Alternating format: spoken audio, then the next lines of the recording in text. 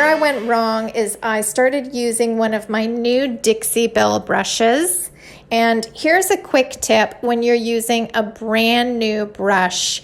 Make sure that you put it under some water and pull out any additional bristles, because when a brush is brand spanking new, it can often lose a few of its hairs here and there if it's never been used before. So to be on the safe side, I always like putting it under a tap and pulling at the bristles before I start using it. Now, this only needs to be done once when a brush is brand spanking new, just like I said, right out of the package. And then you don't have to worry about ever doing that again. But here I'm painting on this deep sea blue, and I was plucking out the bristles because of this brand new brush that I picked up. And I totally forgot to put it under the water before I started using it. That said, though, check out this color. It was the first time I was using this deep sea blue, and I absolutely love it. It is beautiful.